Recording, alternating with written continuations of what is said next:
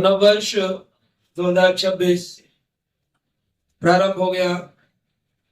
कई व्यक्तियों के जीवन में कई वर्ष निकल गए और एक नया वर्ष फिर मौका मिल रहा है अपनी यात्राओं को पूर्ण करने के लिए।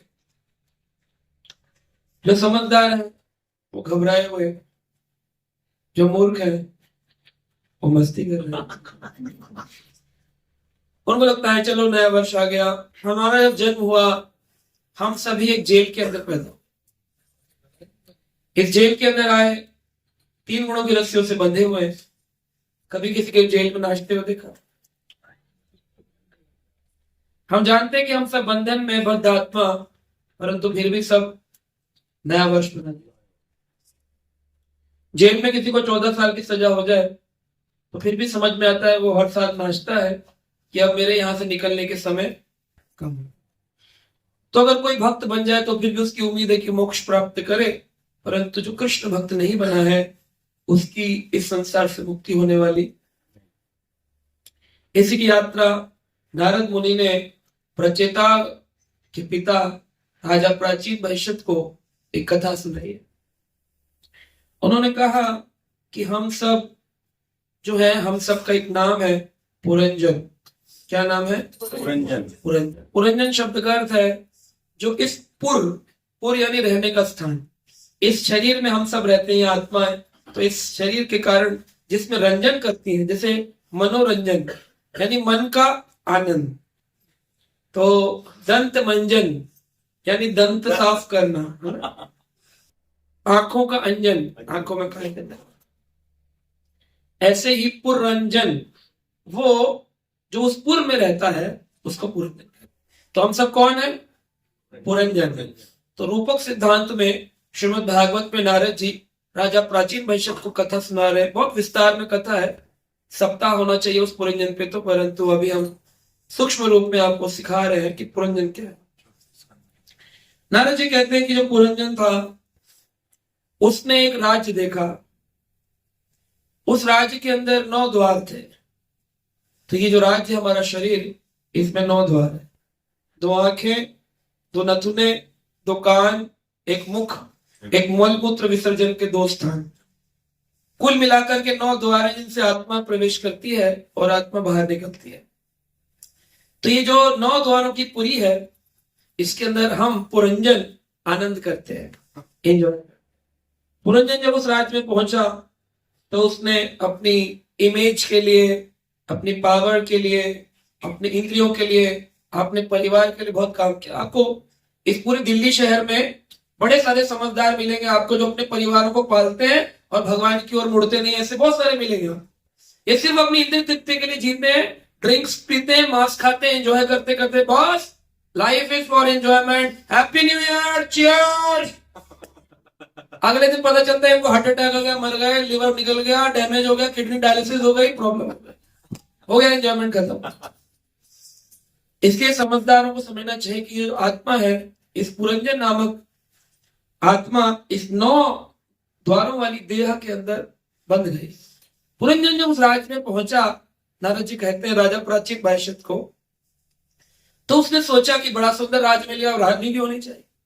तो उसने एक रानी ढूंढी जो बहुत सुंदर थी। वो रानी कौन है? हमारी बुद्धि। हमारी बुद्धि रूपी रानी से आत्मा विवाह कर देती है। और आप सब जानते हैं घर में पति की चलती है कि पत्नी की। बुद्धि जैसा कहती है आदमी वैसा काम करता है। अगर उसकी दुर्बुद्धि होगी तो दुराचारी कार्य करेगा, अगर सद्बुद्धि होगी तो सदाचारी कार्य करेगा। ज्यादातर लोगों की बुद्धि कैसी है? दुराचारी काम करने वाली दुर्बुद्धि। अगर कोई मांस खाता है, मदिरा पीता है, प्याज लहसुन खाता है, तमोगुणी भोजन खाता है, तो उसकी बुद्धि कैसी है? दुर्बुद्धि है। दुर्बुद्धि दुर्योधन की थी, पहले उसका नाम था शुद्धोधन, लेकिन बाद में उसकी दुर्बुद्धि के कारण उसका नाम पड़ा दुर्योधन। तो दु शब्द है नेगेटिव और सु शब्द है पॉजिटिव। दुराचारी सदाचारी, है ना, दुष्कर्म सुकर्म। तो इस प्रकार से दुराचारी जो कार्य करते हैं उनकी बुद्धि दुराचारी बुद्धि होती है। पुरंजन का विवाह एक दुराचारी बुद्धि से हुआ। उस राज्य की रक्षा 7 प्रकार के सर्प करते थे, 5 प्रकार के सर्प जिनके 5 मुख थे। तो 5 प्राणवायु हमारे शरीर में, वह 5 सर्प हैं जो इस पुरंजन रूपी शहर की रक्षा करते हैं। अपान वायु, उदान वायु, है ना, समान वायु, पंच वायु है, पंच प्राण वायु है। तो इसके अंदर जो बुद्धि रूपी रानी थी, उसने पंच प्राणवायु रूपी सर्पों को अपना सिक्योरिटी गार्ड बनाया। यहां पर इंद्रियां उसकी मित्र थी, आंख, नाक, कान, जिह्वा और त्वचा। हम कहां चलते हैं जहां हमारे मित्र कहते हैं चलो भाई खेलने चलो, तो हम खेलने चले जाते। कहां गए थे? बोले मित्र बुला रहा था। चलो पीने चलते हैं, कौन बुला रहा था? मित्र बुला रहा था। चलो खाने चलते हैं, कौन बुला रहा था? और जब किसी से कहो खाना पीना छोड़ दो, बोले नहीं हमारे मित्र छूट जाएंगे। तो पुरंजन के मित्र कौन है? उसकी आंखें, उसके कान, उसकी नाक, उसकी जिह्वा और उसकी त्वचा। आंख जहां कहती है वहीं हम चलते हैं। आंख कहती है कुछ अच्छा देखने का मन है तो टीवी चला देते हैं। कान कहते हैं कुछ अच्छा सुनने का मन है, चलो बुराई सुने, फोन मिला लेते हैं। चलो बुराई करें, कानों को बहुत अच्छा लगता है, आत्मा के मित्र। जिह्वा कहती है कुछ बढ़िया छोले भटूरे खाएं तो घूमने निकल जाते हैं। त्वचा कहती है स्त्री को पुरुष और पुरुष को स्त्री का स्पर्श मिल जाए। तो इस प्रकार से आंख, नाक, कान, मुंह, पंच इंद्रियां यह मित्र है उस आत्मा की, वो राजा को खींचती है। पाप कर्म क्या है?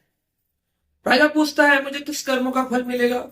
नारद जी कहते हैं उस राज्य में जितने भी दुष्कर्म किए जाएंगे उन दुष्कर्मों का फल राजा तुमको मिलेगा।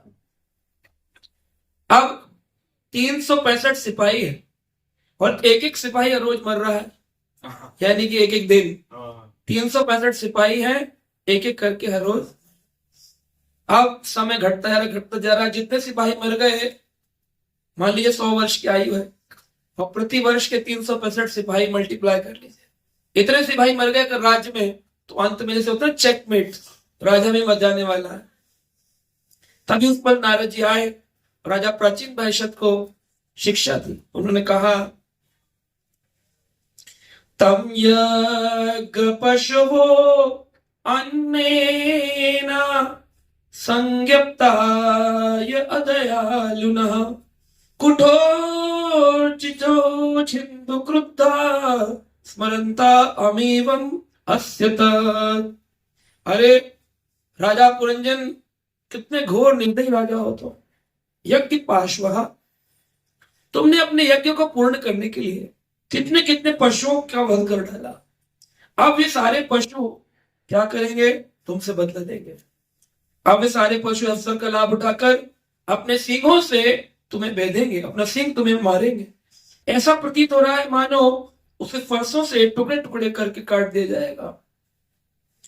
जो लोग धर्म के नाम पर भोजन के लिए पशुओं का वध करने के लिए लालायित रहते हैं, उन्हें मृत्यु के पश्चात ऐसी यातना सहने के लिए तैयार रहना चाहिए।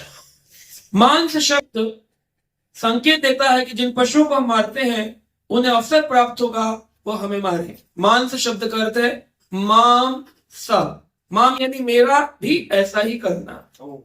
जिसने अगर एक मुर्गे को मारा, बोले मैं क्या खा रहा हूं, बोले मुर्गे का मांस खा रहे। मांस संस्कृत शब्द है मांस, जैसा मैंने किया वैसा तुम करना। ये भागवत में लिखा है। शब्द संकेत करता है जिन पशुओं को हम मारते हैं उन्हें अवसर प्राप्त होता है कि वह हमें मारे।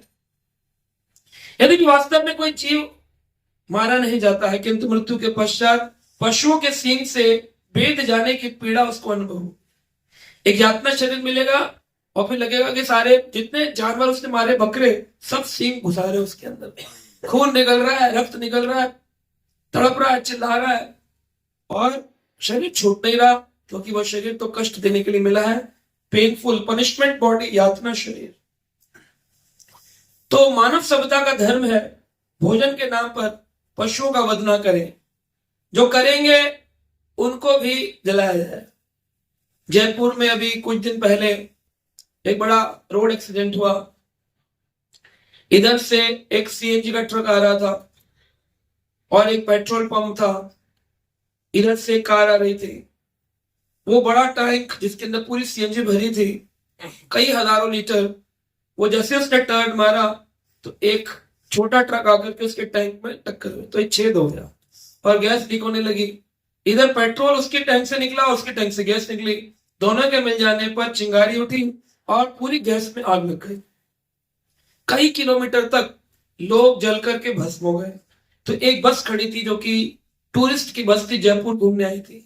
वो बस में लोग स्लीपर बर्थ में, जिनका टिकट 5-5 हजार रुपए स्लीपिंग का होगा, वहां नीचे डॉलर देकर लेटे हुए थे।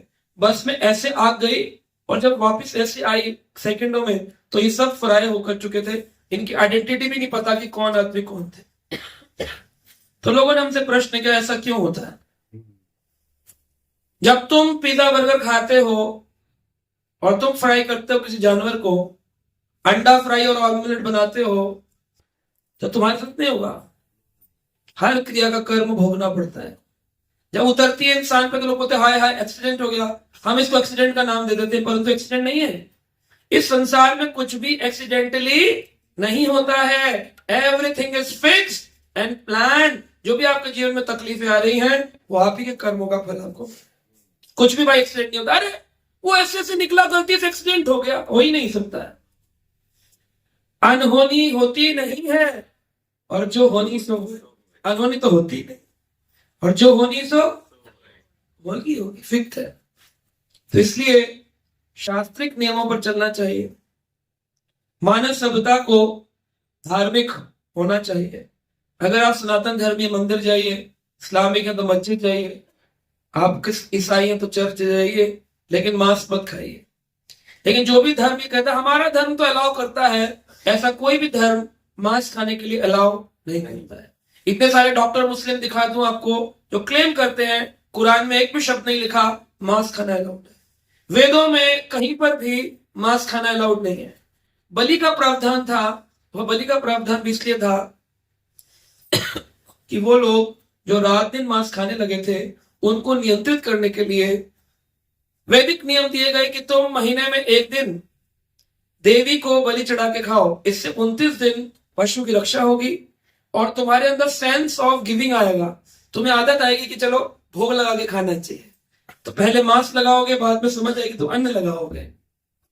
लेकिन लोगों ने देवी के नाम पर निरंतर खाना शुरू कर दिया कि लिखा है जी, शास्त्रों में लिखा है, ऐसा कुछ भी नहीं लिखा है। अपनी जिह्वा के स्वाद के लिए भक्षण बिल्कुल मना है। बंगाली को इजाजत नहीं कि मछली खा सके। अरे हम तो बंगाली हैं, हम तो खा सकते हैं मछली। मछली तो हमारा ज्वालेर फल, जल का फल है, ऐसा नहीं। जो व्यक्ति पंजाबी हो, मद्रासी हो, कोई भी हो, मुस्लिम हो, ईसाई हो, जिसने मांस खाया वो तैयार हो जाए एक्सीडेंट में जलने के लिए। या तो एयर इंडिया की फ्लाइट में जलेगा, या तो जयपुर की बस में जलेगा, और जलेगा निश्चित है, मरसेगा नहीं। और अगर बच भी गया तो अगला जन्म तो होगा ना। छोटे छोटे बच्चे 8 महीने के, 9 महीने के गर्भ में मर जाते हैं। क्यों मर जाते हैं? ऐसा कौन सा कर्म है?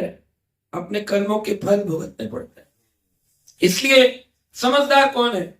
समझदार वो है जो करने से पहले सोचे कि मुझे क्या करना चाहिए। इसी प्रकार पुरंजन को उन्होंने बताया, तान अहम दुष्टाम क्रूरान संसारेषु नराधमा शिप्यम अजसतम अशुभाम आसुरम ईश्वर योनिषु। जो लोग असुर होते हैं, अब कैसे दिखाई देंगे? बोले सीन तो है नहीं हमारे यहाँ राजहंस में, अपार्टमेंट में किसी के, तो असुर कैसे पता करें?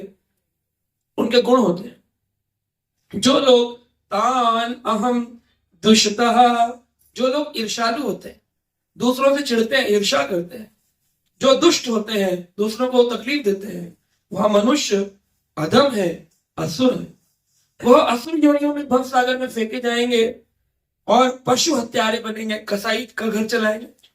तो कसाई का घर में मांस खाने के लिए भी जन्म, यानी किसी व्यक्ति ने पूर्व जन्म में द्वेष किया, वरना उसका मांसाहारी परिवार में जन्म हो ही नहीं सकता है। और जो आज द्वेष कर रहे हैं वो कल मांसाहारी बन जाए और मांस खाएंगे, फिर पशु बनेंगे और फिर उनको दंड दिया जाएगा।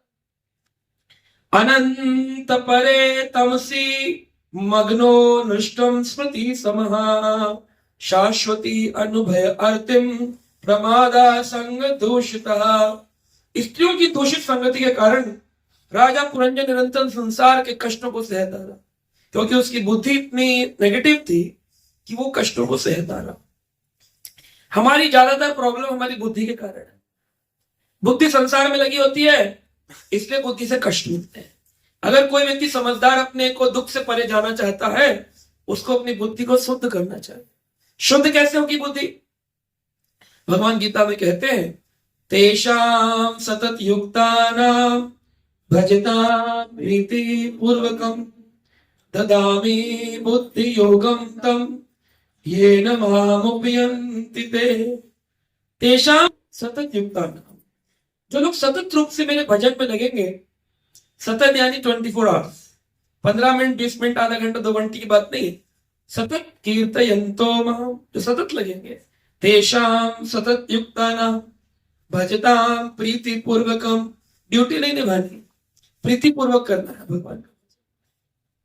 हमारा जो नियम है 6 बजे दीपक जलाते जलाते हैं, कोई फायदा नहीं। प्रीति है, भगवान के प्रति रोना आता है, अकेले में दहाड़ मारते हो, कृष्ण क्यों नहीं मिले तुम हमको, ऐसा होता है? प्रीति याद आती है, विस्मरण होता है? नहीं, बेकार।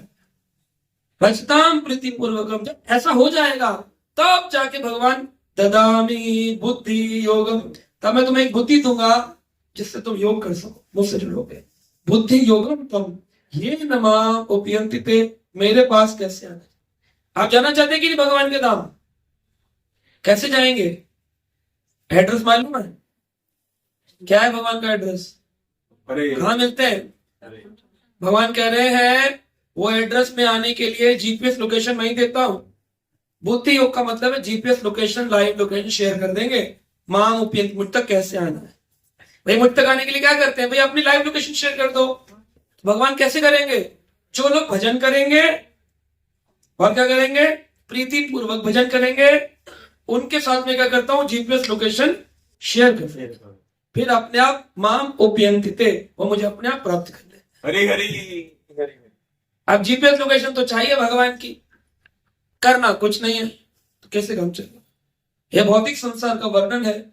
इस भौतिक संसार का अनुभव तब होता है जब मनुष्य श्री कृष्ण के दास रूप में अपने आप को स्थित करता है। हम कौन है?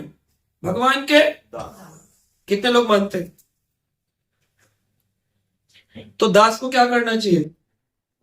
आपके घर में नौकरानी आती है, दास होती है, आपके घर में मेड सर्वेंट आती है, क्या करती है?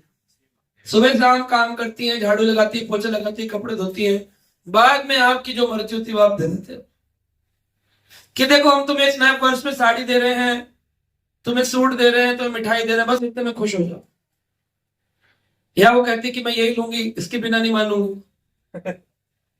अपनी इच्छा से या आपकी इच्छा से? बताइए, बोलते नहीं राजन? हमारी इच्छा। हाँ जी, अपनी इच्छा से देते, अपनी इच्छा देते। तो प्रभु किसकी इच्छा से देगा? इच्छा से। लेकिन हम क्या करते हैं, हम अपनी इच्छा लगाते रहते हैं, फिर मिलता नहीं, फिर दुखी होते हैं, फिर कहते हैं भजन का मार्ग ठीक नहीं है, ज्योतिषाचार्य के पास चले, कोई कुंडली लिख के बता दे। इस संसार में किसी ज्योतिषाचार्य के पास शक्ति नहीं कि आपकी किस्मत को बदल सके, क्योंकि व्यक्ति स्वयं अपनी किस्मत का निर्माता होता है। हम खुद अपनी किस्मत के निर्माता। कैसे? लोग बोलते कर्म करो किस्मत बदल जाएगी, नहीं बदलेगी। कौन से कर्म करो ये सोचना पड़ेगा। कोई व्यक्ति मर्डर करेगा तो क्या किस्मत बदल जाएगी? कोई व्यक्ति कैसे कर्म करे ये उसके ऊपर निर्भर। तो कर्म करना पड़ेगा हमको। कौन सा कर्म? कृष्ण भावना भवित कर्म करने पर। अनादिर कर्म फले पांड्या भव अर्ण जले, तारी बारे न देखी उपाय, ए विषा हले हले दीवानी शिया जले, मन कभो सुख नहीं पाए, मन कभो सुख नहीं पाए। अनादि कर्म फले पांग्या भव कर्ण जले, अपने अपने कर्मों के अनुसार व्यक्ति को इस भव सागर के अंदर डाल देगा। तारी बारे ना देखे उपाय, इससे बाहर निकलने का कोई उपाय उसको दिखाई। यही विषा हला हले, यही पे हलाहल विष फैला हुआ है, जल रहे हैं। जो शिव जी ने पिया था वही हलाहल संसार के लोगों के लिए फैला हुआ है। दीवानिशी हिया जले, और दिन रात ये दिल जल रहा है, बताएंगे नहीं किसी को। पति कैसा है इसके बारे में तो केवल बहन को ही बताएंगे, और तुम कुछ किसे बताएंगे। दीवानिशी ही आ जले, पत्नी कैसी है केवल मित्र को बताएंगे और किसी को थोड़ी बताएंगे। दीवानिशी ही आ जले, मन कबू सुख नहीं पाए, फिर भी पूछो कैसे हैं। बहुत अच्छे हैं, हैप्पी न्यू ईयर। इस व्यक्ति का न्यू ईयर आज तक अच्छा नहीं गया है। 2025 में देखो आपने कितने दुख सहे, 2020 में आपने कितने दुख सहे, फिर किस बात का हैप्पी न्यू ईयर करते हैं। किसी के हैप्पी न्यू ईयर कहने से आज तक न्यू ईयर हैप्पी नहीं। शमशान घाट में जाकर के देखिए और हर मुर्दे के परिवार से पूछिए क्या आपको हैप्पी न्यू ईयर नहीं कहा था इसको जिसकी मृत्यु हो गई। अगर हैप्पी न्यू ईयर कहने से संसार सुखी हो जाता तो लाइए हम भी रात दिन हैप्पी न्यू ईयर की माला कर ले। जितना समय आप हैप्पी न्यू ईयर करने में लगा रहे हैं उतना समय भगवान के भजन में लगाइए। हरे कृष्णा कृष्णा कृष्णा।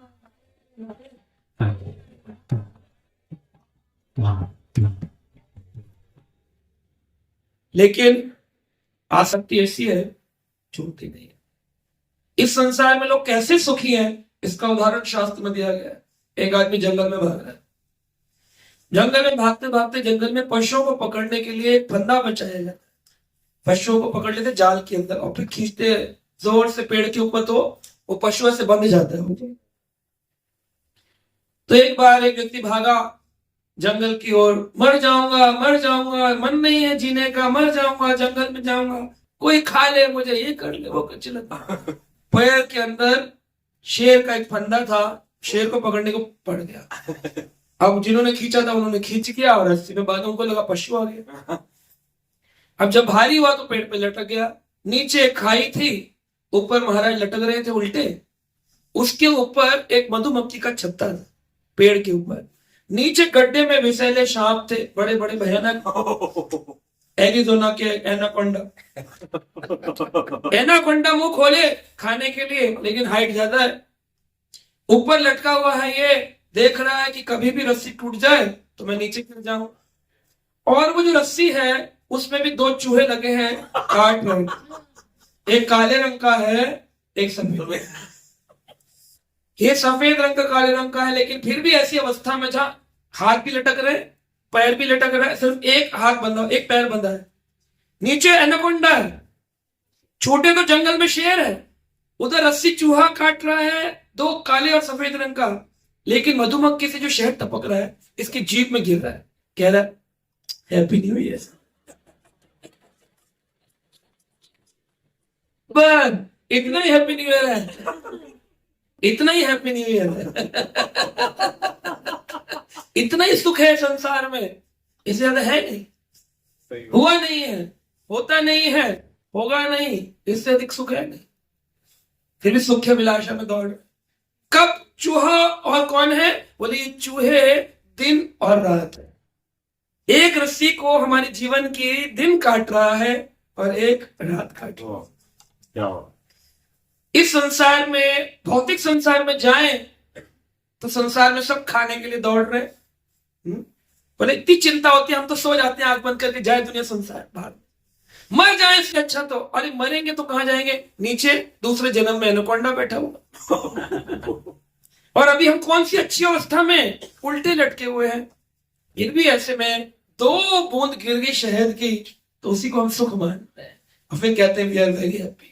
भगवान की कृपा से सब अच्छा चल रहा है। कहां चल रहा है, इतने कष्टों में घिरे हुए चारों तरफ, ना बच्चे सुख दे रहे, ना परिवार सुख दे रहा, ना संसार सुख दे रहा, फिर भी थोड़ा थोड़ा शहद खा के जी रहे। क्या हम नहीं चाहते कि हमारी अवस्था परिवर्तित हो जाए। भगवान नारद जी पुरंजन को कहते हैं, राजा तमेव मनसा गृहान बभूवो प्रमाद उत्तमः अनंतरम विदर्भस्य राजसिंहस्य वेश्मनि। चूंकि राजा पुरंजन अपनी पत्नी का स्मरण करते हुए अपने शरीर का त्याग किया, हर समय राजा पुरंजन अपनी पत्नी का स्मरण कर रहे थे। नारद जी कहते हैं उनको अगले जन्म में एक अत्यंत सुंदर स्त्री बनने का मौका मिला। क्या बन गए, अब देखिए यहाँ पर इस सिद्धांत स्थापित लोग उल्टे, ऐसा कहाँ लिखा है जी, भागवत में कहाँ है जी, गरुड़ पुराण में कहाँ है? यहाँ आप देख सकते हैं, यहाँ पर लिखा है ताम एवा मनसा, मन में जिसका चिंतन किया, गृहान बभवो प्रमादोत्तमः अनंतरम विदर्भस्य राजसिंहस्य वेश्मनिः। और अगले जन्म में राजा पुरंजन विदर्भ की कन्या बनकर के जन्म हुए, क्योंकि उनकी आसक्ति अपनी पत्नी से। इस संसार में जिस चीज से आसक्ति है, अगला जन्म वही है आपका। स्त्री को अगर पुरुष से आसक्ति है तो पुरुष बनेंगे, पुरुष को अगर स्त्री से आसक्ति है स्त्री बनेगी, नींद से आसक्ति है तो भालू बनेंगे अगले जन्म में। खता में भी सो रहे तो क्या बन जाएंगे? भालू बन जाएंगे अगले जन्म। सोना बहुत अच्छा लगता है, सो पोलर बियर बन के अंटार्कटिका में सो जाओ आराम से। जिनको कपड़े पहनना कम पसंद है उनको पेड़ बनाया जाता है, कहे लो अब तुम बिना कपड़ों के ही रहो, तुम बड़े कपड़े उतार करके शो करते थे। लोग मॉडल जितने भी हैं, रैप मॉडल, ये सब पेड़ बनने वाले साइबेरिया के, क्योंकि इनको अच्छा लगता है ना, विंटर अच्छा लगता है। साइबेरिया में बर्फ गिरेगी, नितंग खड़े रहेंगे बिना वस्त्र। जिन्हें मांस खाने की आदत है उनको शेर बनाया जाएगा, क्योंकि भाई उनको कच्चा खाने की पसंद है। भगवान बोलेंगे भाई तुम ऐसा कष्ट क्यों बनाओ, पकाओ, उबालो, मसाला छोड़ो, सीधा दांत से खाओ। शेर बन गए, भालू बन गए जंगलों के अंदर। भगवान सुहृदम सर्वभूता नाम है, सबके मित्र है, सबको वही देते हैं जो उनकी अभिलाषा हो। आज तक किसी को भी बिना अभिलाषा के कुछ नहीं मिला। अगर आप आज राजहंस में रह रहे हैं तो ये आपकी इच्छा नहीं है, ये आपके कर्मों के अनुसार आपको यहाँ आना ही आना है, क्योंकि आपने ऐसी अभिलाषा करी। फ्लैट में रहता आदमी कहता है फ्लैट में तो ऐसे कबूतर खाना है, छोटे छोटे घर बना दिए हैं, अच्छे सामने जाओ नोएडा में बड़े बड़े मकान, काश ऐसा होता। जो मकान में रहता कहता काश फ्लैट में होते। सही बात है। तो grass on the other side is always green, दूसरे की घास हमेशा हरी भरी लगती है, जिसको कहते हैं ना दूर के ढोल सुहा। लेकिन सच्चाई है भौतिक संसार में अमेरिका तक में भी लोग सुखी नहीं है। सुखी होते तो क्या बात है ना, सुखी नहीं है संसार में। बड़े से बड़े प्रधानमंत्री हो, है ना, डोनाल्ड ट्रंप जैसे, क्या सुखी है? डोनाल्ड ट्रंप कितने दुखी है, सारी दुनिया उनका अगेंस्ट है, कोई सुखी नहीं संसार में, है ना। बैरक ओबामा से लेकर के डोनाल्ड ट्रंप तक, और ऑस्ट्रेलियन प्रेसिडेंट से लेकर के भारतीय मोदी जी तक, कोई भी सुखी, सिर्फ हमें दूर से लगता है कि बहुत सुखी हो, उसके पास जाएंगे तो पता चलता है जब तक कोई व्यक्ति कृष्ण चिंतन में नहीं जाएगा, जब तक कोई व्यक्ति अध्यात्म जीवन की यात्रा प्रारंभ नहीं करता, इस भौतिक देह के साथ उसको केवल एक ही चीज मिलने वाली है, उसका नाम क्या है? दुख, दुख और दुख। हमारे दिल में भी आवाज आती है, कभी दिल पे हाथ लगा के देखो तो क्या आती है? दुख, दुख, दुख, दुख। अंदर बैठे परमात्मा भी कह रहे हैं तेरे जीवन में दुख ही दुख है, दुख ही। हम उसको सुख में परिवर्तन करने का प्रयास कर रहे हैं और बड़े दुखी रहते हैं। भैया तुम दुखी रहकर कोई आश्चर्य की बात नहीं। लोग मुझे मैसेज भेजते हैं हम बहुत दुखी है, तो नई बात नहीं है, सुख है तो बताओ। नई बात, आश्चर्य की बात नहीं है। इतनी मैसेज आते हैं प्रभु जी हमारे यहाँ दुख है, हमारे यहाँ ये दुख है, हमारे यहाँ दुख। दुख कौन सा आश्चर्य है? आश्चर्य ये नहीं है, आश्चर्य है ओ आज हमने हरि भजन के, आज हमें अद्भुत सुख की अनुभूति हो रही है। ये आश्चर्य है, कोई आश्चर्य नहीं है। 9 द्वारों का पिंजरा रहता पंछी कौन? ये 9 द्वारों की जो पूरी है इसमें एक पंछी रहता आत्मा। अगर रह गया तो आश्चर्य है। एक पिंजरा रखा आपने, उसमें 9 द्वार है, सारे द्वार खुले हुए, पंछी अभी भी रह रहा है। ये बात आश्चर्य की है कि उड़ गया? ये आश्चर्य। 9 द्वारों का पिंजरा रहता पंछी कौन?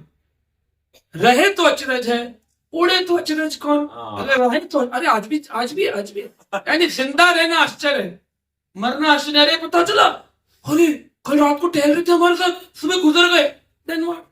9 द्वारों का पिंजरा है, कहीं ना कहीं से तो आत्मा निकलेगी। आश्चर्य की बात निकलना नहीं है, आश्चर्य की बात आज भी जिंदा है।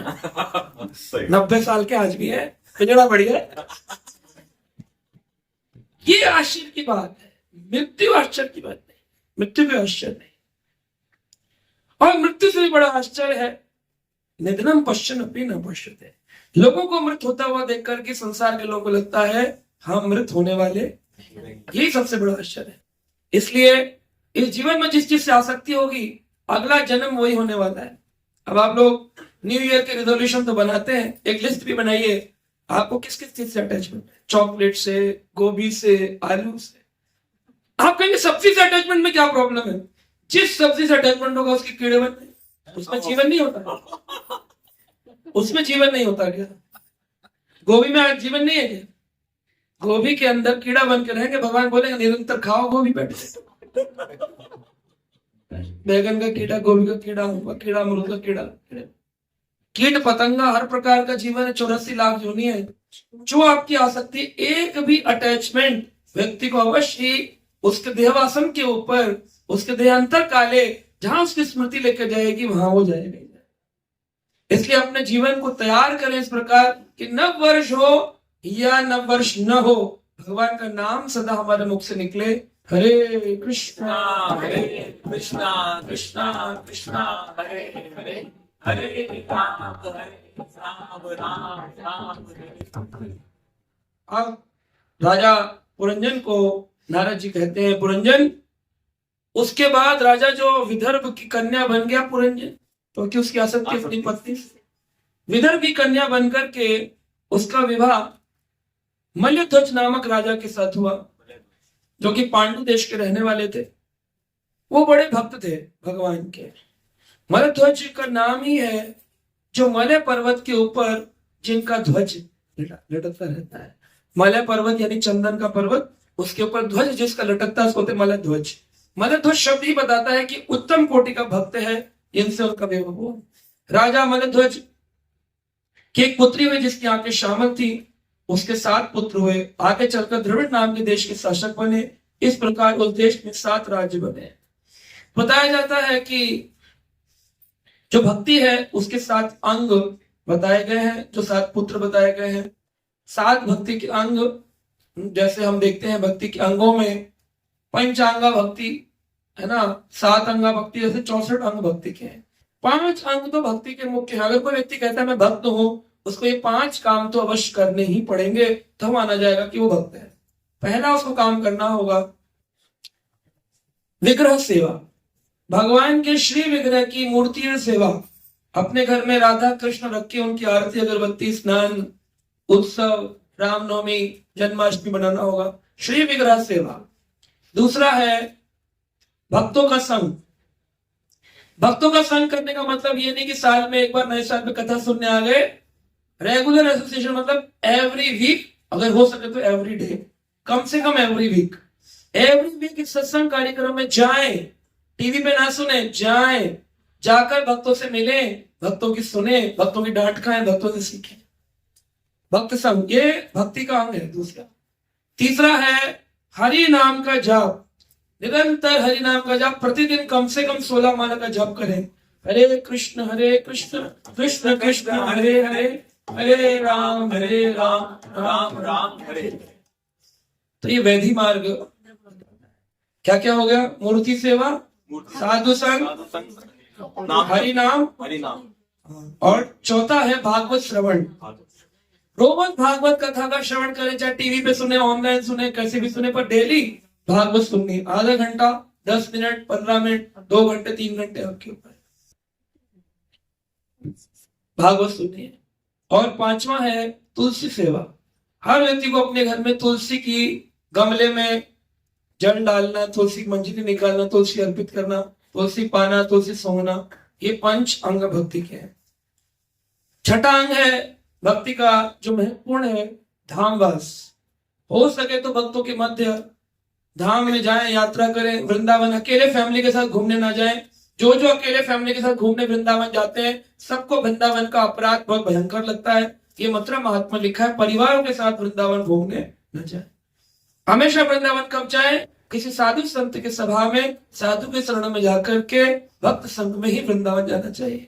क्योंकि जब भक्तों संघ में जाते हैं तो हम नियंत्रित होते हैं।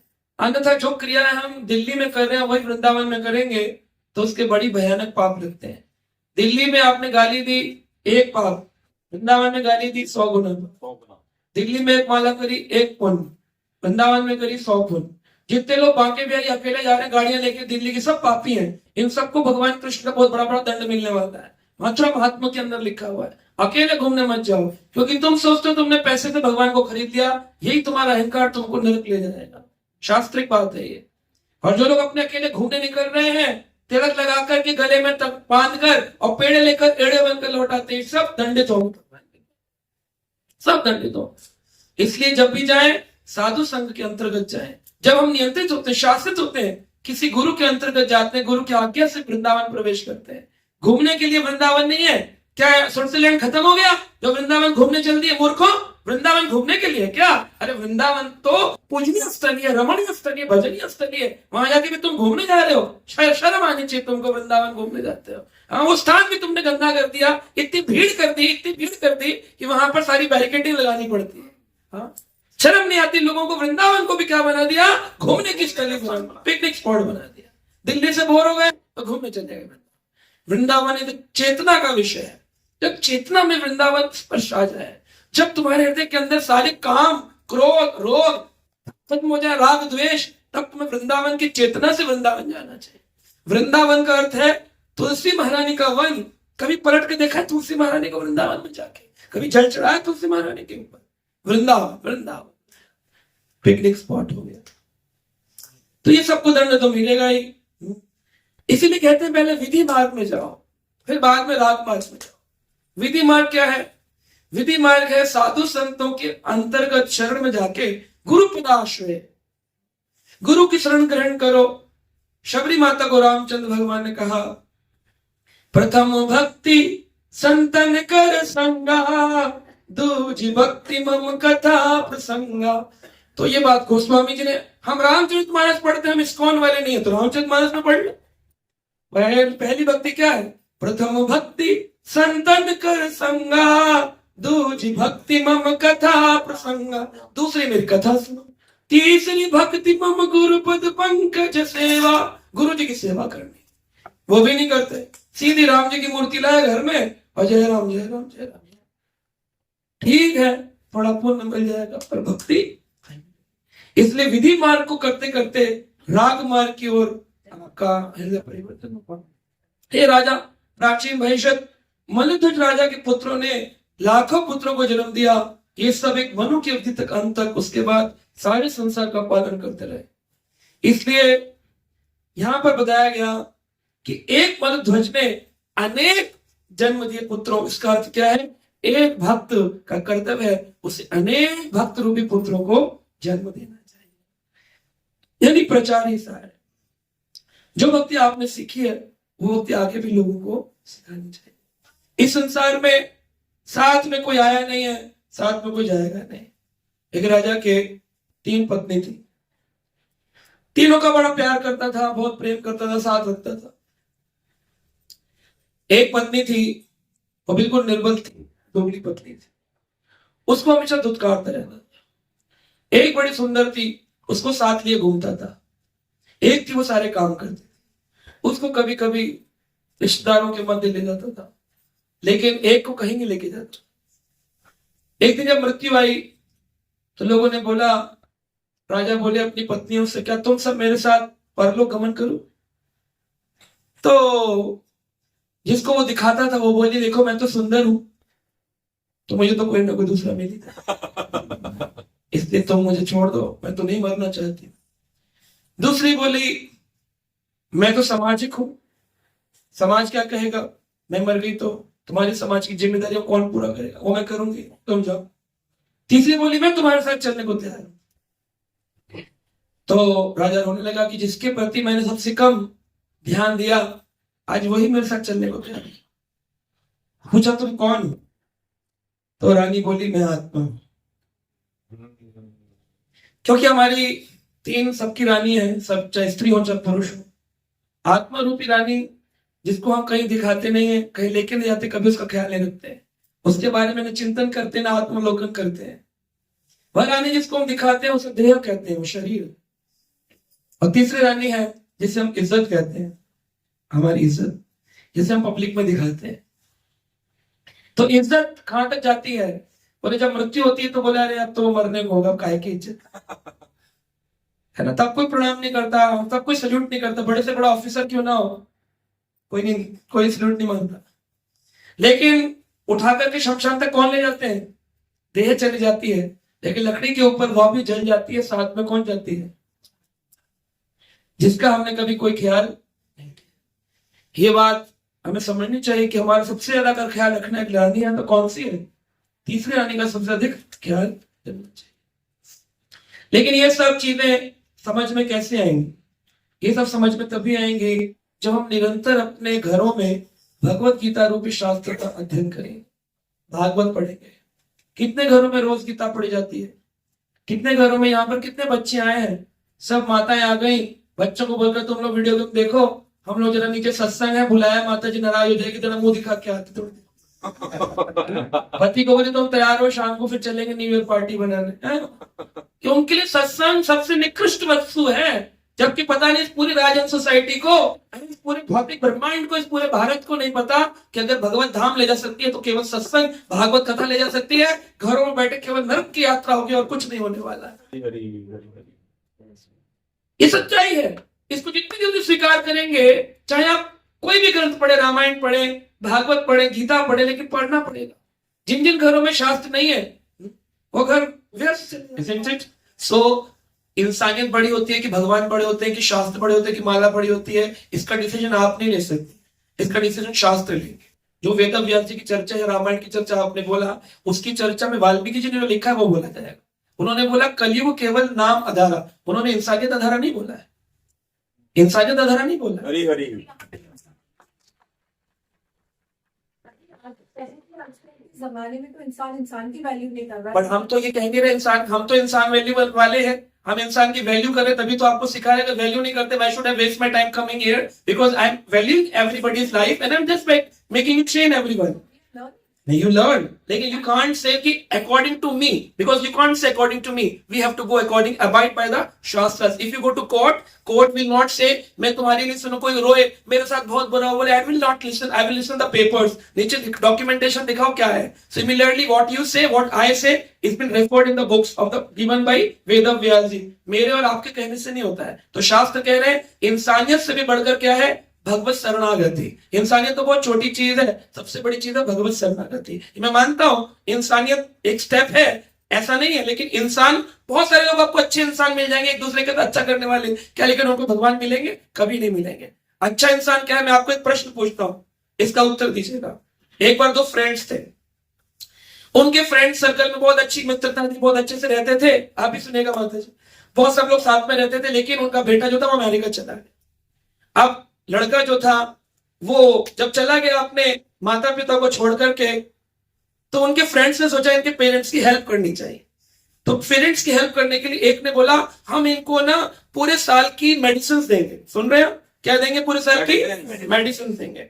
दूसरे ने बोला नहीं, हम इनको पूरे साल की क्लोथिंग देंगे, कपड़ा देंगे। तीसरा बोला नहीं, हम इनको पूरे साल का फूड देंगे, खाना देंगे। अब तीनों ने इंसानियत का काम किया।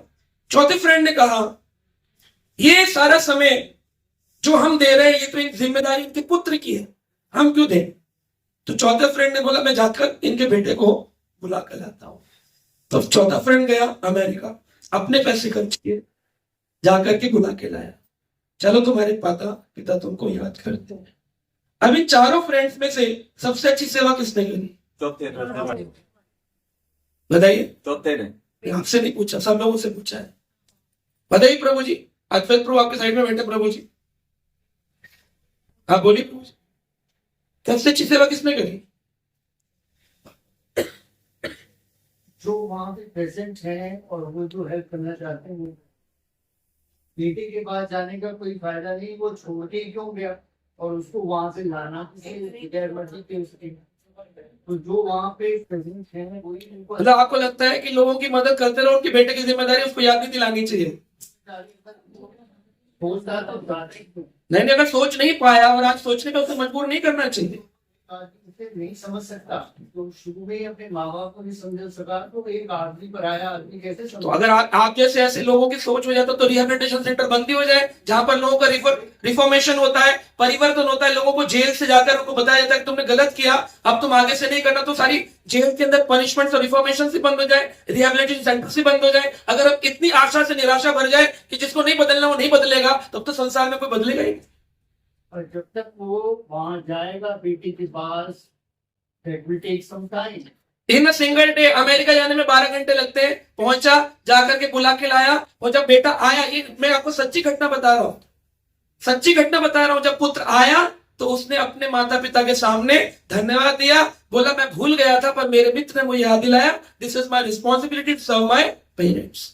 ऐसे ही जो लोग अपने माँ बाप की तरह परम पिता परमेश्वर को भूल गए हैं, उनको केवल दवाई दारू देने से काम नहीं चलेगा, उनको याद कराने के लिए अपने खर्चे पर जाना पड़ता है और याद दिलाना पड़ता है कि तुम्हारे पिता कृष्ण तुम्हारे इंतजार कर रहे हैं। फिर भी कुछ लोग समझते हैं, जैसे आपने कहा, जो नहीं समझे हैं वो कभी नहीं समझेंगे, वो उनकी इच्छा है, लेकिन हम तो प्रयास करेंगे कि तुम्हारे माता पिता तुम्हारा इंतजार कर रहे हैं। कृष्ण रो रहे हैं, मैंने सृष्टि बनाई, कब आओगे मेरी ओर, why don't you come back to me. लेकिन आपको कोई फर्क ही नहीं पड़ता, रो रहे हैं तो रोते रहे। तो आपने जो एटीट्यूड कहा, वो ऐसे एटीट्यूड के लोग होते हैं कि हम तो हैं विदेश में हैं, हम तो पहले ही नहीं समझे, अब क्यों समझे, हमें नहीं समझना, मत समझो, उन्हीं के लिए तो यहाँ लिखा है, भगवान ने खुद लिखा, यहाँ लिखा है भगवान ने, उन्हीं को नरकों की यात्रा में यातना पानी पड़ती, पनिशमेंट मार्ग की ओर चलना। आप देखिए, हम सनातन धर्मी हैं, हम सबका कर्तव्य है, हमारे हो या आपके हो, हम सबके बच्चे, हम सबके परिवारों की जिम्मेदारी है कि उनको सनातन धर्म की ओर अग्रसर करें। डू नॉट वेस्ट समय, अपने टाइम को खराब मत करिए। एक ऐसी इकाई है समय जो सबको बराबर मिली है, हमको भी 24 घंटे हैं, आपके पास भी 24 घंटे हैं। इस 24 घंटे का सदुपयोग करके हम अपनी यात्रा सफल कर सकते हैं या हम विफल कर सकते हैं। It is in our hands. अगर हम उसका सदुपयोग करेंगे तो हमारी डेस्टिनी कुछ और होगी, इसका दुरुपयोग करेंगे हमारी डेस्टिनी कुछ और होगी। दोनों के बारे में शास्त्रों में लिखा हुआ है। सही उपयोग करेंगे तो क्या फल मिलेगा, दुरुपयोग करेंगे तो क्या फल मिलेगा। इसलिए आज समय कालक्रम से हम सब एक साथ मिले हैं। आज नववर्ष है, किसी को मन में रुष्ट होने की आवश्यकता नहीं है। साहित्यिक ज्ञान को जितनी जल्दी हम अपने साथ जीवन में आत्मसात करें, उतनी जल्दी आत्मावलोकन होगा, आत्मा के अंदर दीपक, ज्ञान का दीपक जलेगा, अंदर से ही चेतना आएगी। जैसा टाइम की बात की जाती कि टाइम आएगा, वो टाइम कैसे आएगा, कैसे लाया जाता है वो टाइम। मान लीजिए 10वीं मंजिल पर भगवान का धाम है, और 9 फ्लोर्स पर अलग अलग भगवान के धाम है, शिव जी का है, गणेश जी का है, ब्रह्मा जी का है, और मुझे कृष्ण धाम जाना है, क्योंकि कृष्ण धाम एक ऐसा धाम है जहां जाने के बाद इस संसार में वापस नहीं आना होता। यत् गत्वा न निवर्तते तद्धामं परमं मम, भगवान कृष्ण ने गीता में अर्जुन को कहा। अब वहां जाने के लिए ऑप्शन है, सीढ़ी से जाओगे कि लिफ्ट से जाओगे। अब जो लिफ्ट से जाएगा उसका 10th फ्लोर का बटन दबाएगा और ऊपर चला जाएगा। लेकिन जो व्यक्ति कहेगा नहीं नहीं, समय आएगा धीरे धीरे, तो फिर वो 1 सीढ़ी 2 सीढ़ी 3 सीढ़ी करते करते करते बहुनां जन्म जन्मान्ते ज्ञानवान मां प्रपद्यन्ते वासुदेवं सर्वमिति सा महात्मा सुदुर्लभः। बहुत समय लग जाएगा। तो आप क्या चाहते हैं, जल्दी जाए या धीरे धीरे जाए? जल्दी। जल्दी जाने के लिए तरीका क्या है? श्रीमद् भगवत गीता का अध्ययन, भागवत का श्रवण और भगवान के नाम का जप। हरे कृष्णा हरे कृष्णा कृष्णा कृष्णा हरे हरे हरे राम। भगवान का नाम बहुत शक्तिशाली है।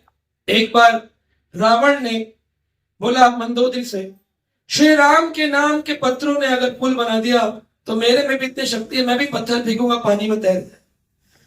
राम जी के इस नाम को देखकर रावण ने जब इसे कहा, मंदोदरी ने कहा तुम्हारा पत्थर नहीं, कहा हमारा, कर फेंको। किनारे ले गए हाथ पकड़ के। मंदोदरी के सामने रावण ने बड़ा पत्थर उठाया, बोला पत्थर तैर गया। मंदोदरी बोली कमाल है, मैं तो सोचती थी केवल राम में इतनी शक्ति है, तुम्हें भी इतनी शक्ति है, ये तो कमाल हो गया, अद्भुत है। तो बोला क्या मंत्र बोला? कह रहे वो मत पूछे। कह रहे नहीं बताओ, पत्नी को तो पति को सब कुछ बताना चाहिए, बताओ बताओ क्या था? तो बोला तुम इतना कह रही हो तो बता रहा हूं, किसी को मत बताना। क्या बोला? बोले मैंने बोला पत्थर तैर जा, तुझे राम की कसम। तो भगवान के नाम की इतनी शक्ति है, इतनी शक्ति है। गोस्वामी तुलसीदास जी कहते हैं, पूछा गया भगवान से, भगवान आप बड़े हैं या आपका नाम? बताइए। नाम बड़ा। क्यों बड़ा?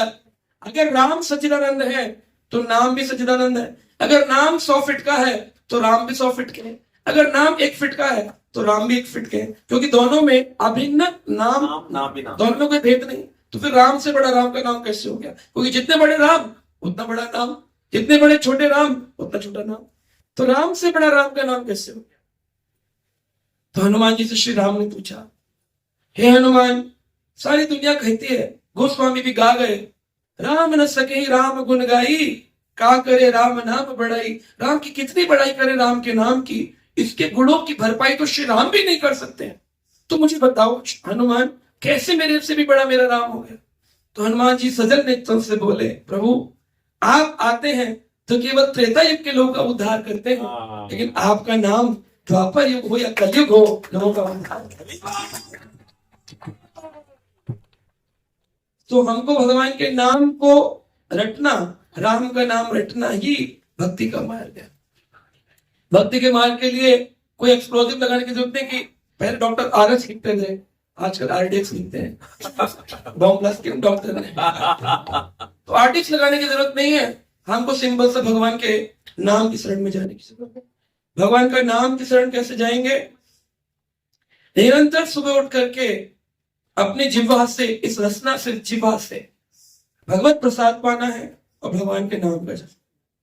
इतना करने से भगवान के नाम की शरण मानी जाती है। अब मन नहीं लगे तो क्या करें? बोले मन नहीं लगता नाम जप के अंदर, प्रयास तो करते हैं जप करने का, लेकिन मन नहीं लगता है, नो प्रॉब्लम। आपकी इंद्रियां जहां लगेंगी, मन अपने आप वहां पर लगेगा। इंद्रियाणी पराणी आहो, इंद्रभ्यम परम मना, मना पर तस्ते बुद्धि, बुद्धि पर तस्तु सा। पहले आपकी इंद्रियां जहां लगेंगी वहां मन लगेगा। मान लीजिए आपकी इंद्रियां बॉक्सिंग में लग रही है, तो एक काल पर आपका मन भी बॉक्सिंग कर, मन में भी चलता रहेगा, करूँ ये पढ़ूंगा, ये सुनूंगा, ये करूंगा। लेकिन वहीं पर आपकी इंद्रियां भगवत नाम में लग गई तो आपका मन भी कहां लग जाएगा? भगवत नाम में लग जाएगा। इसलिए शारीरिक रूप से अपने हाथ, पैर, मुंह, नाक, कान से ठाकुर जी की सेवा करने का प्रयास करना चाहिए। अमरीश महाराज पूरी पृथ्वी के राजा थे। सन 15वीं शताब्दी के अंदर राजा अमरीश ने 15वें मनवंतर में, नॉट 15वीं शताब्दी, 15वें मनवंतर के अंदर राजा अमरीश ने अपने हाथों से, पैरों से भगवान की सेवा करी। उनका मन भगवान के चरणों में रहता था। मन सदैव कृष्ण पदारविंदयो वाचाम सी वैकुंठ गुणानुवर्तने। अपने मुख से सदा भगवान वैकुंठ का गुणानुवर्तन करते थे। अपने हाथों से मंदिर का पोछा लगाते थे। करो मंदिर मार्जना आदिशो, अपने हाथ से मंदिर मार्जन करते थे। और अपनी आंखों से भगवान के सुंदर शिव विग्रह का दर्शन करते थे। अपने कानों से भगवान की भागवत कथा सुनते थे, राम कथा सुनते थे। शरीर से भक्तों का आलिंगन करते थे। पैरों से परिक्रमा करते थे। अपने शरीर से दंडवत प्रणाम करते थे। जिह्वा से भगवत नाम करते थे। भोजन खाते थे। नासिका से तुलसी की सुगंध ग्रहण करते थे। कानों से भागवत सुनते थे। इस प्रकार उन्होंने अपने शरीर के संपूर्ण अंगों को भगवान की सेवा में लगाया। क्या फल मिला? फल ये मिला कि जब दुर्वासा ऋषि आए, जो बहुत बड़े तपस्वी थे, और उन्होंने कहा कल एकादशी है, एकादशी का अगले दिन आज जैसे द्वादशी है, पारण किया जाता है, हम पारण तुम्हारे साथ करेंगे, सारा भोजन। हाँ ठीक है, सब लोग मिलकर भोजन करेंगे, तुम तैयार रहना। आप किसी गेस्ट को बुलाओ और उसका सम्मान ना करो, ये तो अपमान हो गया। तो उन्होंने कहा मैं कैसे भोजन खा लूं, पारण का समय जा रहा है। और दुर्वासा जी नदी में स्नान करने गए। इतने बड़े मुनि थे, वो अपनी आंतों को निकालते थे इंटेस्टाइन और यमुना में धो लेते थे और फिर सेट कर लेते थे। इतनी योगा बल उनके अंदर, योग बल था। खाने में केवल दुर्वा घास को पीसते थे और दुर्वा का जो रस निकलता था उतना ही खाते थे, इसलिए उनका नाम था दुर्वासा। दुर्वा घास खाते थे। इतने ऊंचे ऋषि, तो क्या उन्होंने अपने क्रोध को वश में किया? जब आए तो आकर के कहा दुर्वासा ने, हे अम्बरीश, तुमने जल पीकर अपने निर्जल व्रत को तोड़ दिया, अभी मैं तुम्हें जलाकर भस्म कर दूंगा। तुमने मुझे स्वागत किया और मेरा अपमान किया।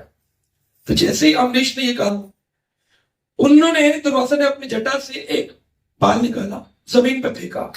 एक बड़ा भयानक काला राक्षस उत्पन्न हुआ। बोलो मैं खा जाऊंगा इस अम्बरीश को। लेकिन अम्बरीश खड़े हो गए, हाथ जोड़ के। उन्होंने कुछ नहीं किया।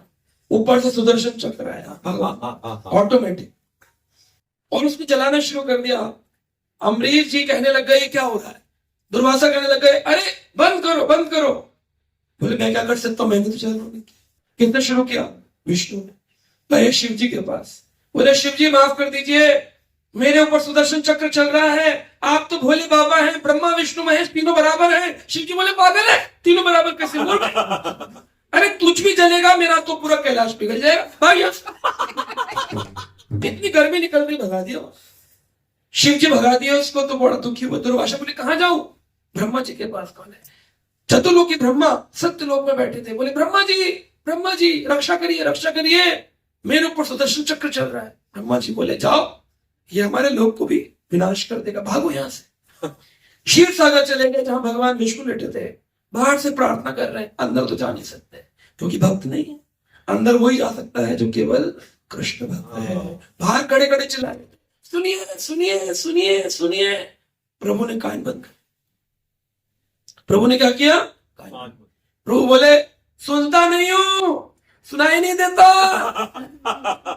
बोले प्रभु मैं चिल्ला रहा हूं, मेरे ऊपर सुदर्शन चक्र चल रहा है, इसका बटन भक्तों के पास है। इसका बटन भक्तों के पास है। तुमने भक्त अपराध किया है तो तुम्हें भक्तों के सुदर्शन चक्र अवश्य ही जलाएगा, ये तुम्हें बर्न कर डालेगा, जला डालेगा। घबरा गए, घबरा करके वापिस आए। तब तक उनके शरीर की चमड़ी काली पड़ गई, पूरी शरीर जैसे रोस्ट होता है ना, रोस्ट हो चुका है, रोस्ट हो गए। मरे क्यों नहीं? कि वो खुद तपस्वी थे तब बोलता। जब जला दिया तो मार भी होता।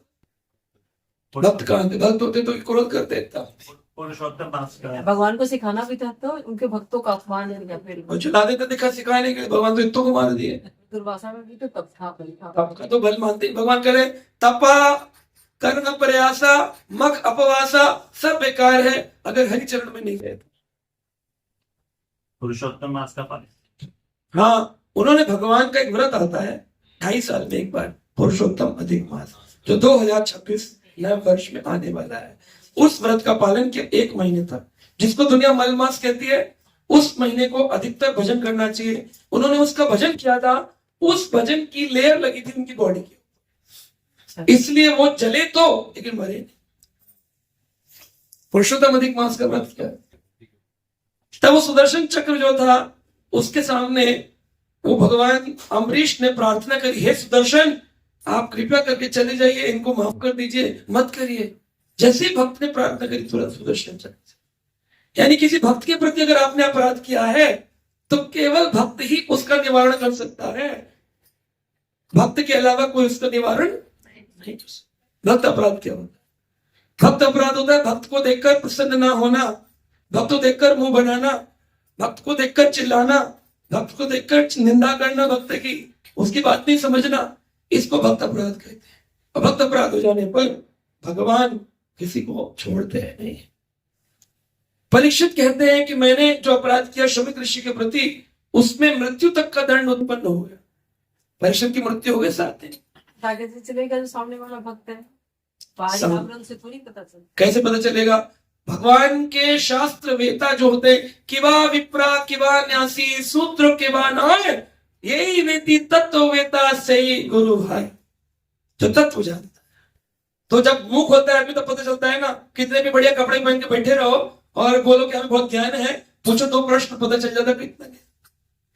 प्रभुपाद जी कहते थे, जैसे महात्मा गांधी ने कहा था कि टेलर की दुकान पर चरित्र का निर्माण नहीं होता है, उसी प्रकार से किसी का ज्ञान जो होता है उसके वस्त्रों से नहीं होता है। इसलिए कोई वो पहन के बैठ जाए, उससे मुंह खोलेगा पता चल जाएगा, एक भी श्लोक नहीं बोल पाएगा, प्रश्न का उत्तर नहीं दे पाएगा।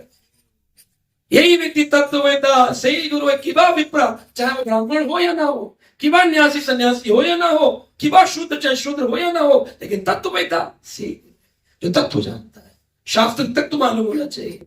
उस तत्ववेता गुरु को ही धारण करने से श्रोत्रम ब्रह्मनिष्ठम, उसको सुनने से ब्रह्म में निष्ठा आती है। नहीं तो किसी भी टीवी पर तो इतने सारे आ रहे हैं, सुन लो। जिनको खुद ही तत्ववेता नहीं है वो आपको 4-5 फिल्मी गानों पर डांस कराएंगे और आप नाचेंगे, आप बोले बहुत बढ़िया, वो भी आप भी हरि बोल।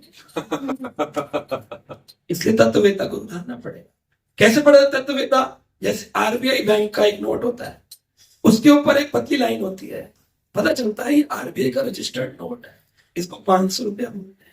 पेपर पे लिख दो 500 रुपए या फोटो कॉपी निकाल दो, वो नहीं चलेगा। देखने में दोनों 500 है, पता है आरबीआई की गाइडलाइंस। भक्त कौन है कैसे पता चलेगा? बोले तितिक्षवः कारुणिकः सुहृदं सर्वदेहिनां अजात शत्रुआ शांतः साधवा साधु भूषणम। 8 लक्षण बताए आरबीआई ने। ये 8 लक्षण है साधु के। पहला तितिक्षुआ है, उसको तितिक्षुआ होना चाहिए। विषम से विषम परिस्थितियों में भूखा रह जाए लेकिन अपने नियमों को न तोड़े, सहनशील हो। कैसी भी स्थितियों की मांस रखा है, बहुत प्यार करता है परिवार, प्याज का पराठा बनाया है लेकिन मेरे को तो नहीं पसंद आता, नियम तो नहीं कहता, तो तितिक्षुआ सहन करे, भूख को न खाए। तितिक्षुआ कारुणिका, दूसरों पर करुणा करके जगह जगह जाए और उनको शास्त्र का ज्ञान प्रदान करे। तितिक्षुआ कारुणिका सुहृदम, ये नहीं कि केवल आपको, मुसलमान को भी, हिंदू को भी, सिख को भी, ईसाई को भी, जिसको जिस दिशा से भगवत और मोड़ा जा सके, जिसको जो टेक्निक से समझा सके। टीचर क्लास में हर तरह का नियम अपनाती है बच्चे के 100% लाने के लिए। उसके किसी से कोई पर्सनल बैर नहीं होता। तो हम क्लास में जो बोलते हैं उसका अर्थ यही है, यहाँ जितने बैठे हैं वो सब भगवान की ओर जाएं, हमारा किसी से कोई पर्सनल दुश्मनी नहीं है। हरि हरि हरि हरि। तितिक्षुआ कारुणिका सुहृदम सर्वदेही नाम, ये नहीं कि केवल मनुष्यों के प्रति, कैसा भी जीव हो उसके प्रति प्रेम का भाव हो। बिल्ली भी मिले तो उसको भी क्या बोलो, हरे कृष्ण। कुत्ता भी मिले तो क्या बोलो, क्या पता इसके अंदर जो आत्मा है अधो योनि में, क्या पता इसकी सदगति हो जाए, मेरा नाम उच्चारण। हरि हरि हरि। तो तितिक्षुआ कारुणिका सुहृदम सर्वदेही नाम अजात शत्रुआ, कोई दुश्मन नहीं है मेरा। मुझे कोई सिक्योरिटी गार्ड की जरूरत नहीं है, अकेले मैं पूरी वर्ल्ड घूम लेता हूँ। मुझे कोई बॉडीगार्ड नहीं चाहिए कि गुरुजी के बहुत बॉडीगार्ड है। बॉडीगार्ड है इसका मतलब आपको अभी डर लगता है।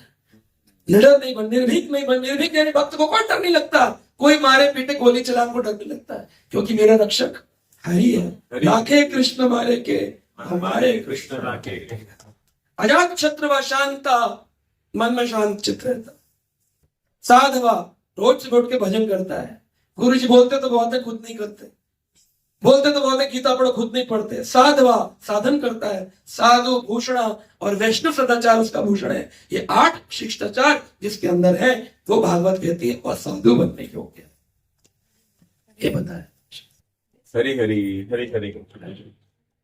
जिस तरह से हमें भगवान के भक्तों को, उन्हीं को जुड़ना है तो सच में शास्त्र युक्त है। श्रोत्रम, जिन्होंने अपने गुरु से सुनकर श्रोत्र में ब्रह्म निष्ठा प्राप्त करी है ना। सत्संग ऐसे भी कह सकता है, आग बंद करिए, बैठ जाइए, अच्छा हो रहा है, जो होता है वो अच्छा ही होता है, जो होगा वो अच्छा ही होगा, तुम सब आए अच्छा हुआ, तुम सब चले जाओगे और भी अच्छा होगा। ये ऐसे सत्संग नहीं होता। सत्संग का मतलब ये है स्ट्रेनिंग करना। मिट्टी नीचे बैठ गई है, चम्मच भी गड़गड़ गड़गड़ घुमाई तो मिट्टी उठने की, लोगों के अंदर जागरूकता।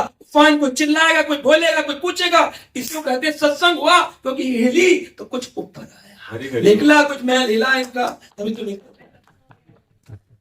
शांत है, अच्छा है, बुरा है, अच्छा ही हो।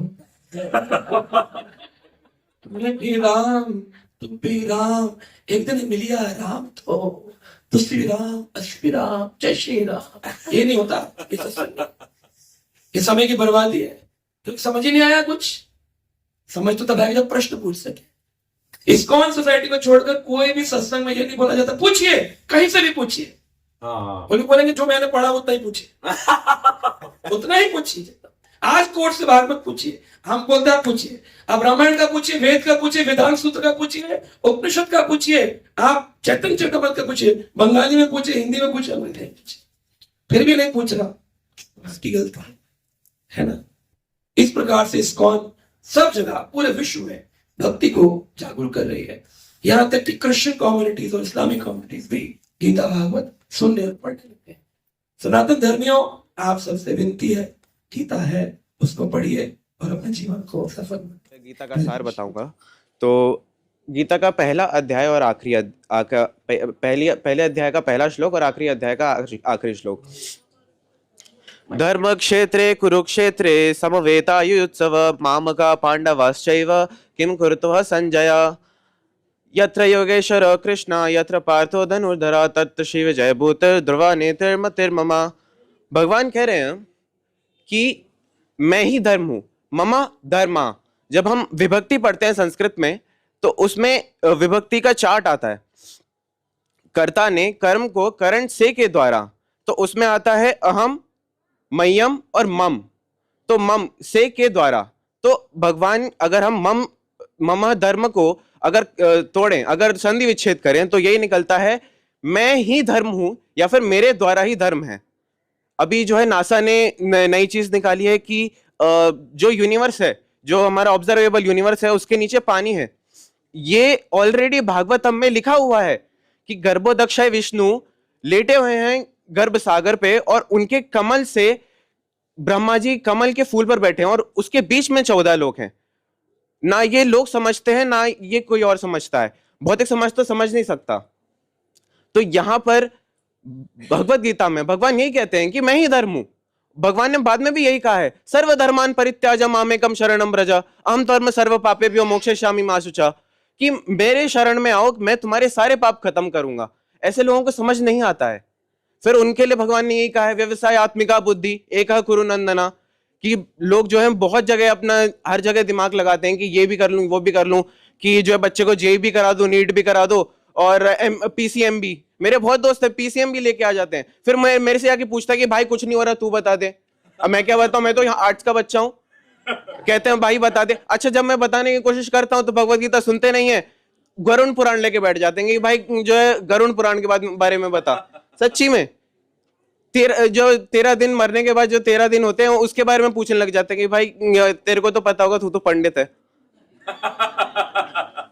मैं अभी पढ़ता लिखता बच्चा हूं, मुझसे गरुण पुराण का ज्ञान लेने आ गए।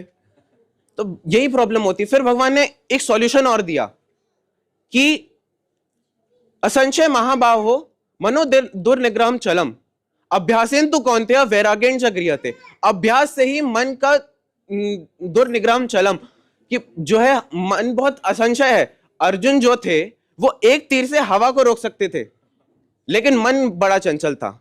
तो भगवान ने एक ही सॉल्यूशन दिया कि प्रैक्टिस मेक्स अ सिंपल सी बात है। पिताजी ने मेरे को अभी रेजोल्यूशन लिखवाए 5 चीजें। पहला, रोज भगवान के दर्शन। दूसरा, माला 16 डेली। मैं तो इतना कर रहा हूं, बाकी बच्चों को अब 1, 2, 8 जितनी वो कर सकें, लेकिन कुछ ना कुछ करवाइए।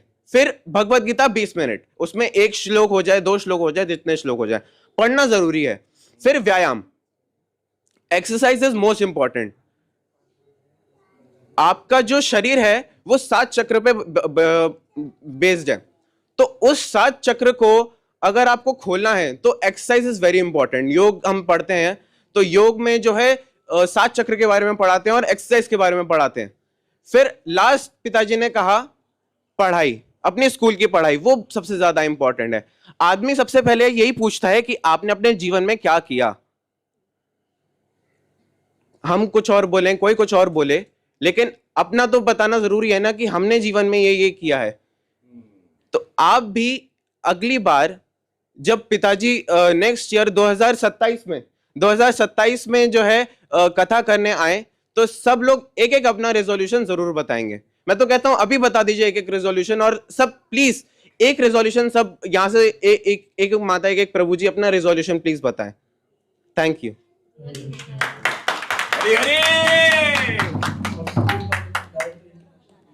वो तो मटेरियलिस्टिक बताना चाहिए ना, लोग लगता है पढ़ाई करता है खाली किताब पढ़ता है। अभी स्कूल में मेरे को भारत मंडपम गया था मैं। लोग बोलते हैं कि बाहर का खाते हैं लोग।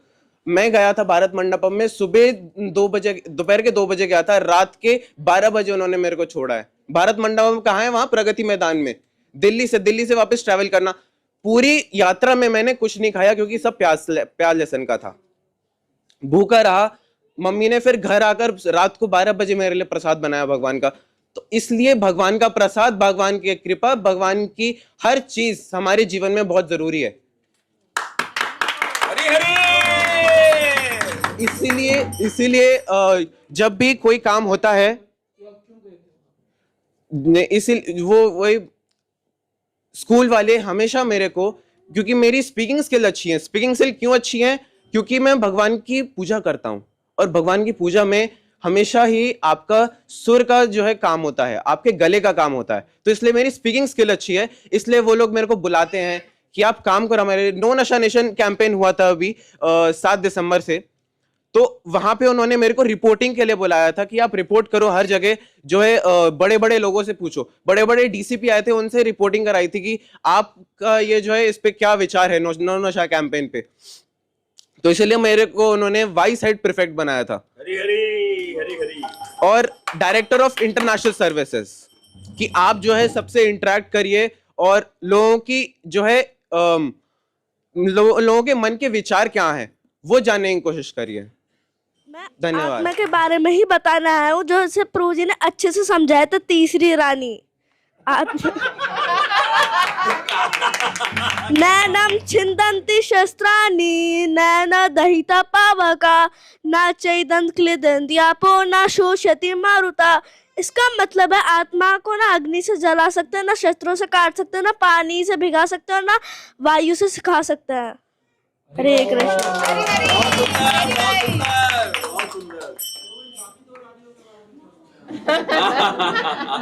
दो रानियों के बारे में बता दो। बाकी जो 2 रानी है तो उनके बारे में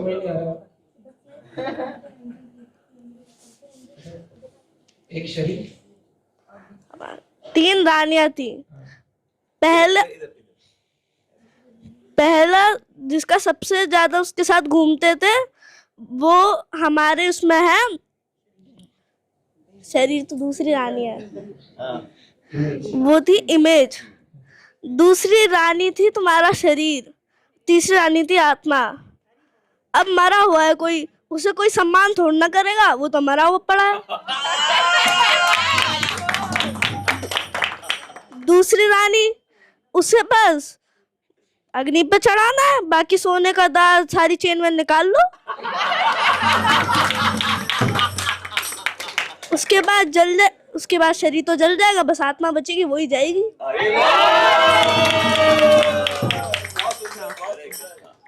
मैं गौर कृष्ण दास आज आपको बताने वाला हूँ भगवान, यानी भगवान तक हम भगवान के दास हैं और वो हमारे स्वामी।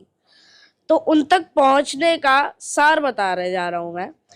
नाम संकीर्तनम यस्य सर्व पाप प्रणाशनम प्रणामो दुःख शमनस्तम नमामि हरिम परम। भगवान का नाम भगवान का नाम ही वो है जिसको हम बोल के सारे हमारे पाप नष्ट हो जाते हैं और हमारी जितनी भी भौतिक कष्ट है वो सारे दूर हो जाते हैं, क्योंकि हरि नाम ही सार है, बाकी सब बेकार है। भक्तो मध्याजी माम नमस्कुरु मामे वैश्यसि युक्त वैवम आत्मा नाम मत्प्रायण। Engage your mind always thinking of me. Become my devotee. Offer obeisances to me and worship me. Surely you will come to me. श्लोक नंबर 26 प्रस्तुत करने वाली हूँ। हरि बोल हरि बोल। वेदहं समतीतानि वर्तमानानि च अर्जुन भविष्यानि च भूतानि माम तु वेद न कश्चन। हे अर्जुन, मैं तुम्हारा भूत, वर्तमान और भविष्य को जानता हूँ।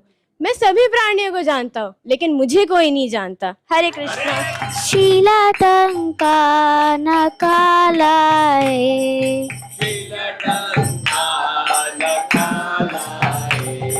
इतो नरसिंह परतो नरसिंह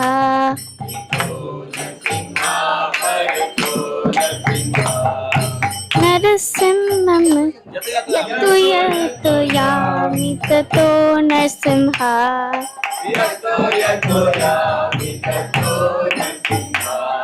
बहे नरसिंहो हृदये नरसिंहो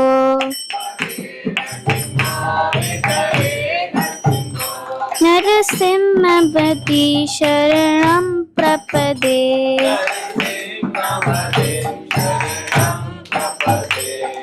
तव कव कमलवरे नाखाम् अद्भुत श्रृंगार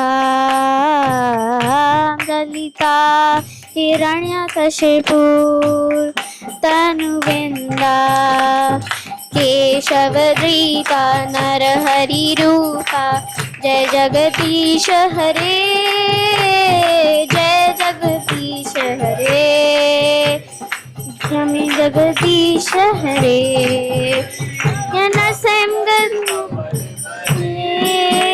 नाका भूत श्रृंगा कलिता हिरण्यकशिपु तनुविंदा केशवद्रीता नरहरि रूपा जय जगदीश हरे जय जगदीश हरे जय जगदीश हरे जय नरसिंहदेव नरसिंहदेव नरसिंहदेव जय नरसिंह। अपने जीवन में भक्ति और शांति का संचार करना चाहते हैं तो देर किस बात की, जुड़िए हमारे YouTube चैनल कृष्णा टीवी से, जहां आपको मिलेंगे भक्तिमय वीडियोस, प्रेरणादायक भागवत कथाएं और अनमोल आध्यात्मिक ज्ञान। तो अभी सब्सक्राइब करें और हमें फॉलो करें एवं अपने प्रियजनों के साथ ये दिव्य यात्रा साझा करें और आध्यात्मिकता की ओर कदम बढ़ाएं। हरे कृष्णा।